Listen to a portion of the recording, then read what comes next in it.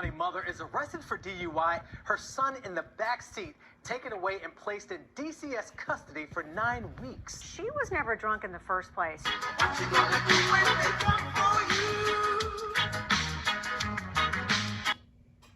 How on earth did this happen? Well, Tracy Marius, it's important to say first, this Williamson County nurse was not arrested for how she was driving, rather because of her perceived behavior before she got behind the wheel in a parking lot. Now, what you are about to see is a real wake-up call about what could happen if you're suspected of driving drunk and you're sober.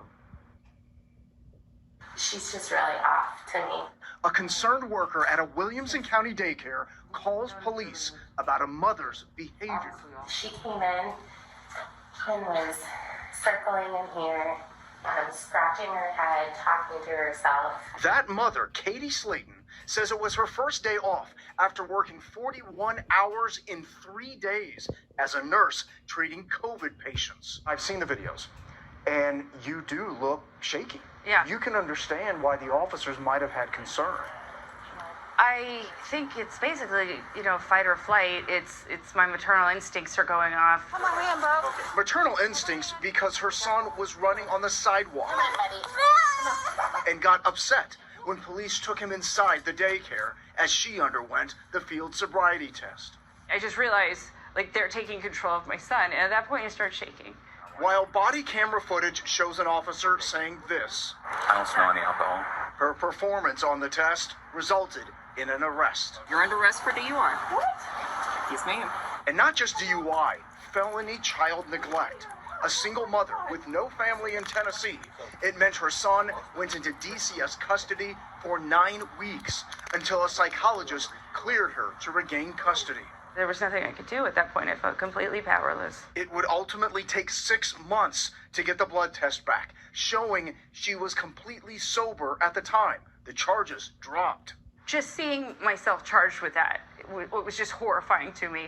But there's something else in that blood test, showing she tested positive for amphetamine, taken according to an evaluation by a psychologist for ADHD, a complex brain disorder that, if untreated, can make following directions difficult. Left foot on the line, right foot in front of it. In fact, other attorneys across the country point out the possibility of untreated ADHD on their websites, including how can ADHD be confused for a DUI?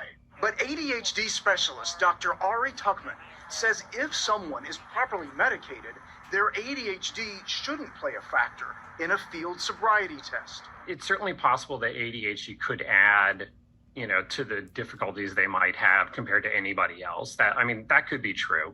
I still think that the most of it is just the stress that anybody would experience. And remember, Slayton was treated for ADHD and on her medication. And she tells the officers, She's been taking Adderall. She has, ADD. Are you sure you took your medication this morning? You didn't take it any time past that? and she was still arrested. You ultimately have someone who was sober arrested for a DUI. Essentially, and so she did show positive for her prescribed medication, but they were very much within therapeutic levels. WSMV4 Investigates repeatedly emailed and called Franklin police for an interview, but the chief denied that request, noting in an email that the Williamson County magistrate found probable cause to support charges and warrants were obtained.